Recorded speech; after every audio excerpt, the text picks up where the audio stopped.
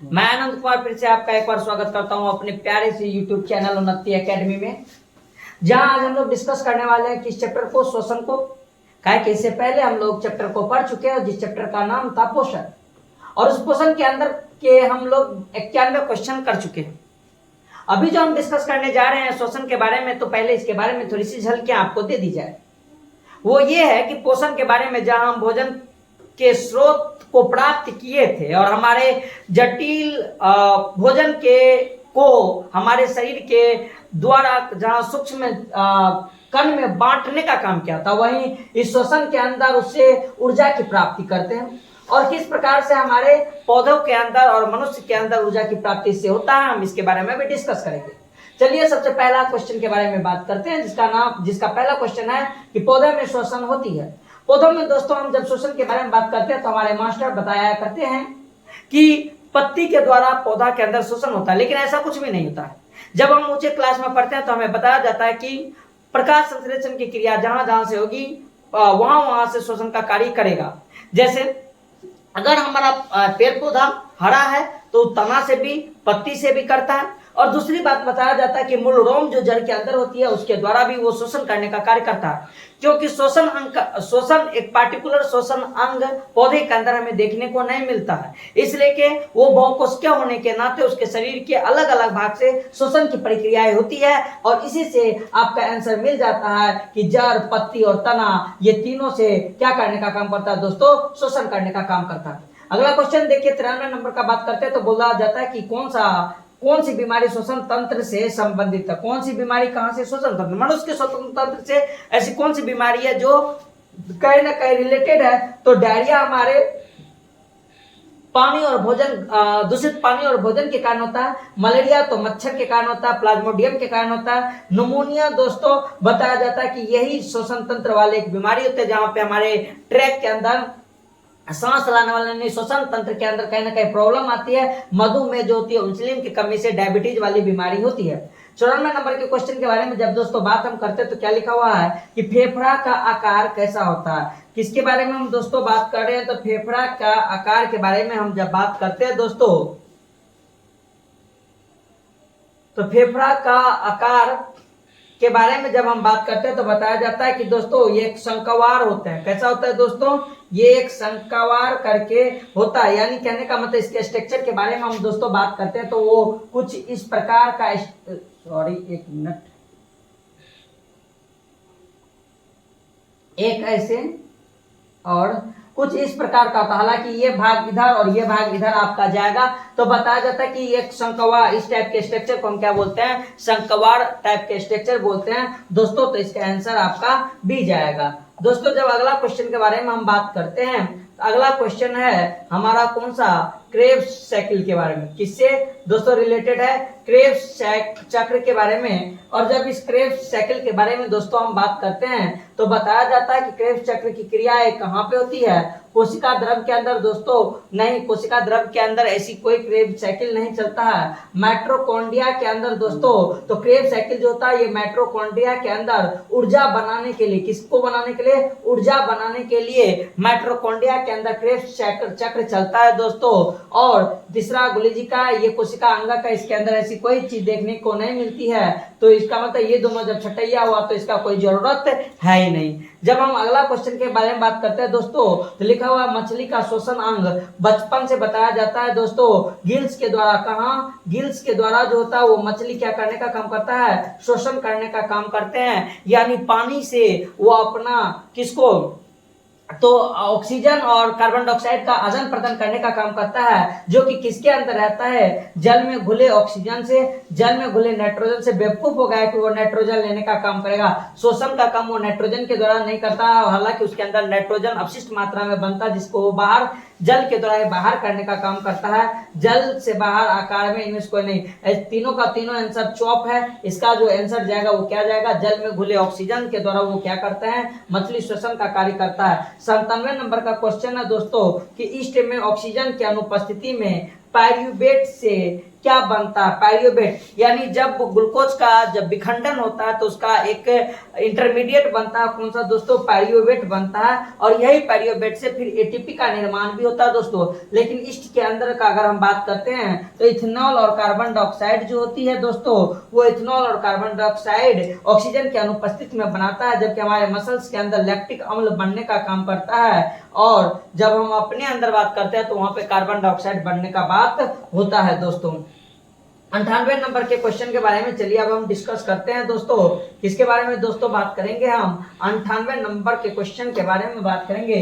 तो 98 नंबर का क्वेश्चन देखिए कितना इजी है कि माइटोकॉन्ड्रिया में ऑक्सीजन की उपस्थिति में पायरुवेट से क्या बनता है दोस्तों? फिर बताया गया पायरुवेट से हमारे शरीर के अंदर क्या बनता है कि हम लोग के कोशिका अंग के हम लोग के कोशिका के अंदर कोशिका अंग पाया जाता है, कौन दोस्तों? माइटोकॉन्ड्रिया। इस माइटोकॉन्ड्रिया के अंदर जब इस पायरुवेट का विखंडन होता है दोस्तों तो कहते हैं कि कार्बन डाइऑक्साइड H2O और ऊर्जा बनती है। इस ऊर्जा का यूज हम लोग का शरीर कहीं ना कहीं करता है दोस्तों। कार्बन डाइऑक्साइड अपशिष्ट पदार्थ होता है, उसको बाहर निकालने का काम करते हैं। और H2O अगर हमारे शरीर के अंदर जरूरत हो तो यूज करेंगे, नहीं तो अपशिष्ट के रूप में बाहर निकालेंगे। जबकि ये दोनों ऑप्शन का भी कहीं ना कहीं हम लोग डिस्कस कर चुके हैं दोस्तों। जब अगला क्वेश्चन 99 नंबर के बारे में बात करते हैं दोस्तों तो क्या बताया गया है, ये देखिए कि एटीपी के टूटने से उच्च ऊर्जा निष्कासित होता है। क्या? एटीपी एडिनोसाइन ट्राइफॉस्फेट, जिसके रूप में हमें ऊर्जा संग्रहित करके रखने का काम करता है, तो उच्च ऊर्जा निष्कासित होता अकार्बनिक फॉस्फेट के रूप में, जल से, कार्बन डाइऑक्साइड से और इनमें से कोई नहीं। तो अकार्बनिक फॉस्फेट से दोस्तों का एक एडिनोसाइन ट्राइफॉस्फेट, इसी से हमें क्या ऊर्जा जो होती है उच्च मात्रा में निष्कासित होने का काम होता है दोस्तों। 100 नंबर के क्वेश्चन का अगर बात करते हैं दोस्तों तो बताया जाता है कि मनुष्य में मुख्य श्वसन अंग क्या है? मनुष्य के अंदर बात करते हैं तो हम जानते हैं, बचपन से हमें बताया जाता है कि हमारे अंदर फेफड़ा देखने को मिलता है, जो कि हमारा कौन सा अंग होता है दोस्तों?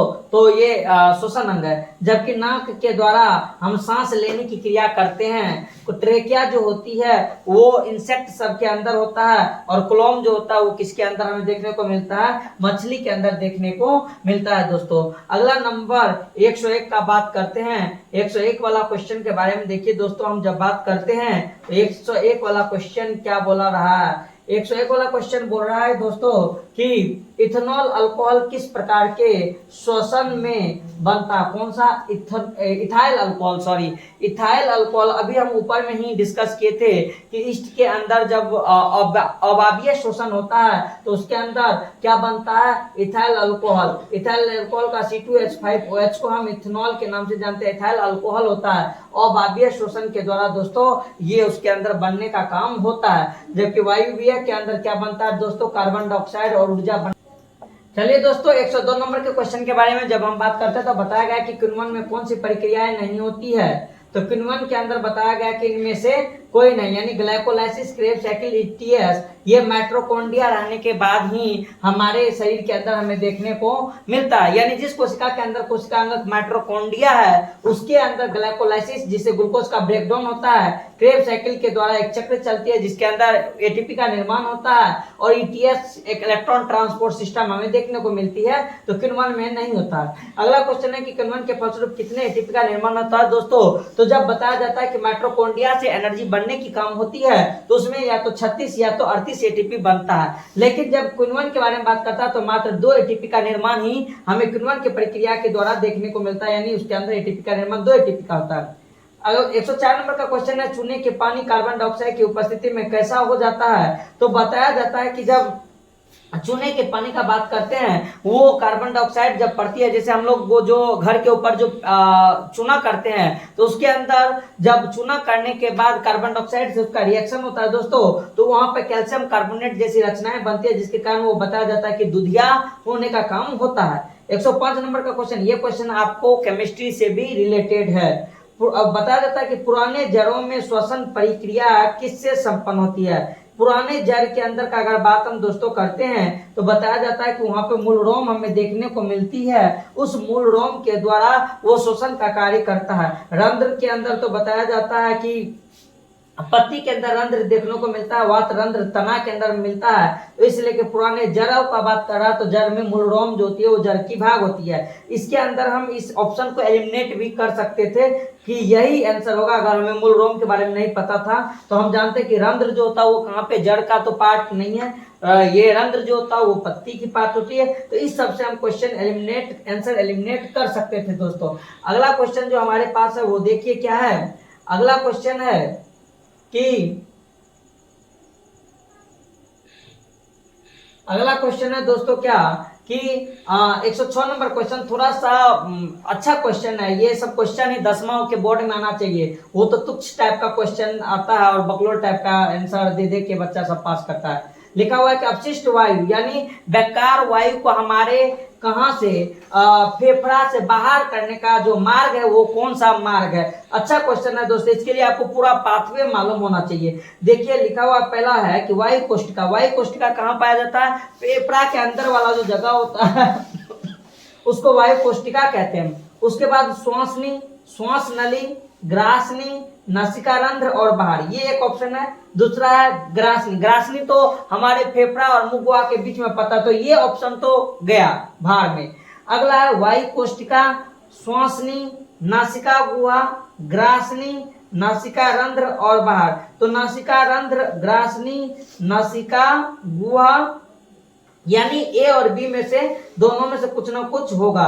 यहाँ पे पहले श्वास नली दिया हुआ है, श्वास नली होता है, श्वास नली के बाद नासिका रंध्र होता है, ग्रासनी होता है दोस्तों, ग्रासनी होता है, फिर नासिका रंध्र होता है, फिर उससे बाहर। तो आंसर आपका कौन सा जाएगा, ए नंबर आंसर जो है वो आपका इसमें जाएगा। क्वेश्चन थोड़ा सा अच्छा था, इसके लिए आपको पाथवे को याद रखना बहुत ज्यादा जरूरी है दोस्तों। अगला 107 नंबर क्वेश्चन के बारे में जब दोस्तों हम बात करते हैं तो लिखा हुआ है कि वो प्रक्रिया जिसके द्वारा मनुष्य श्वास ग्रहण करता है तथा छोड़ने का काम करता है, तो हम इसको क्या कहते हैं, श्वसन की क्रिया ही कहते हैं। जिस प्रक्रिया के अंदर दो चीज आती है, एक आपके आता है श्वासोच्छ्वास और एक होता है निश्वास यानी इंस्पिरेशन और एक्सपिरेशन। इस दोनों प्रक्रिया के द्वारा कौन सा कार्य होता है, श्वसन का कार्य होता है दोस्तों। तो इस प्रक्रिया के द्वारा हम सांस लेने और छोड़ने का काम करते हैं।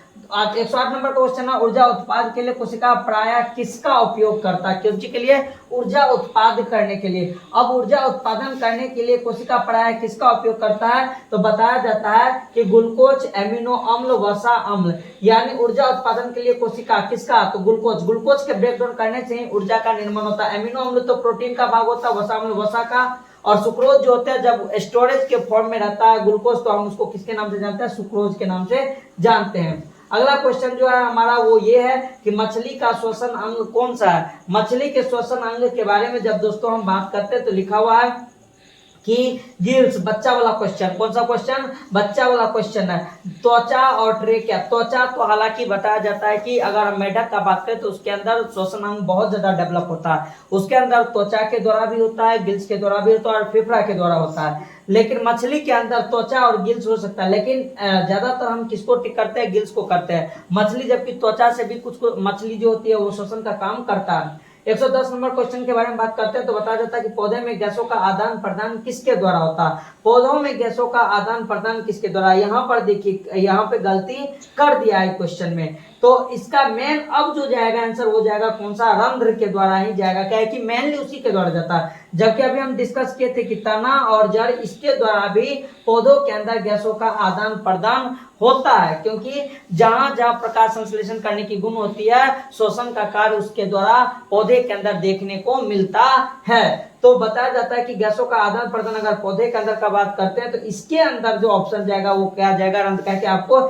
इनमें से सभी अगर दिया रहता तो